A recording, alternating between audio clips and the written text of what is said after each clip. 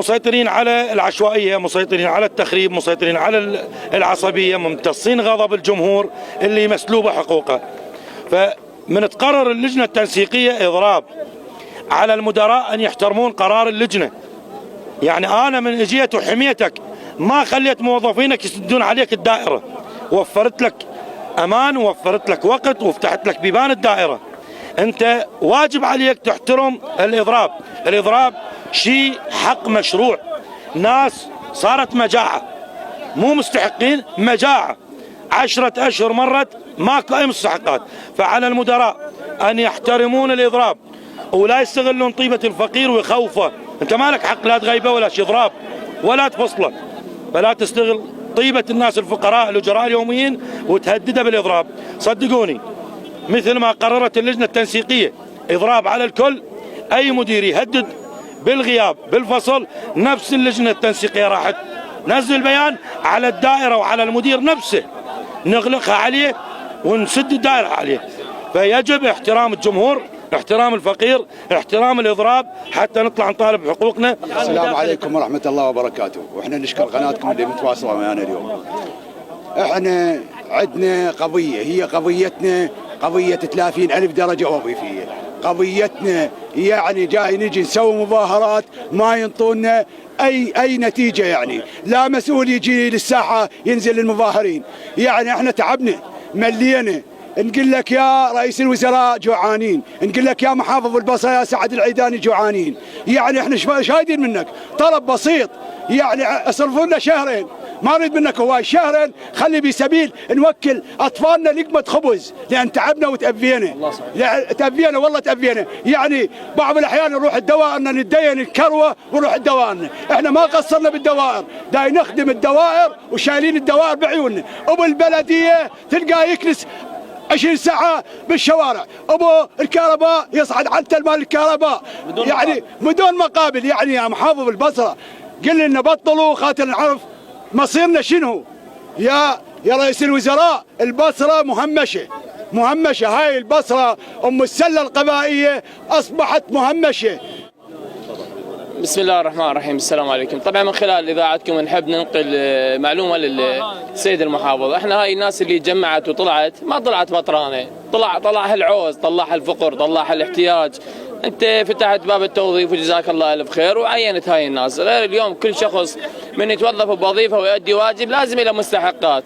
احنا الكل تعرف اليوم محافظة البصرة من المحافظات الغنية بالخيرات وإلها نسبة من جميع المنافذ والموانئ. 50% هاي الواردات تجي شهريا إلى محافظة البصرة. احنا اليوم نقول هذا الناس اللي طلعت هي مو مشروع مقرنص أو مشروع تبليط ومتلكئ وعندك ما تهتم للوضع وتتجاهله وتقول هذه نفوس، هذا بشر، هذا إنسان. اليوم إذا احتاج قوت عياله كل شيء توقع يطلع من عنده بصراحة. يعني جاي تلاحظ كلها أعمارها أعمار شباب، يعني كلها عمرها طاقة حيوية، كلها نهضت بالدوائر. يعني بالصحة اليوم أنت تعرف الوضع الصحي مو تمام، متأزم، يحتاج الكادر، يحتاج الناس تساعد. التربية تعرف كل زين، وضع التربية متردي. أنا اللي أتكلم وياك ممثل عن محاضرين محافظة البصرة. احنا مر علينا سنوات نعمل بالمجان، يعني هاي السنة الخامسة، وتأملنا بعد ما صدر قرار الإصلاح من السيد المحافظ وبقيتها على زمن عادل عبد المهدي تشغيل أبناء العراق وأبناء محافظة البصرة. تأملنا خير بهذا المشروع وقلنا يا الله بعد العسر يسر وفرجت علينا. زين احنا اليوم نلاحظ هو الوضع ما تغير، هو نفسه بالمجان. مو بس المحاضر أصبح مجاني بصراحة، يعني كانت طبقة صفة المجان تنطبق فقط على المحاضرين في دائرة التربية. اليوم نلاحظ جميع الدوائر على مستوى الصحة، كهرباء، مياه ومجاري، بلدية، كهرباء، كل الدوائر جاي نلاحظ أصبحت تعمل بالمجان. ليش يعني؟ احنا لا تقول عايشين مثلا محافظة المثنى، ومحافظة المثنى يقول من المحافظات الفقيرة وبها كثافة بالسكان. بالعكس احنا عايشين بأغنى محافظة بالبلد وبالعالم أجمع نقدر نقول هي محافظة البصرة. يعني مو بس على النفط، لا، نفط ومنابذ حدودية وموانئ بصراحة. يعني وجاي نعرف وجاي نطلع على أنه كل ميناء يدخل كذا مليار دولار على البصرة بكذا شهر.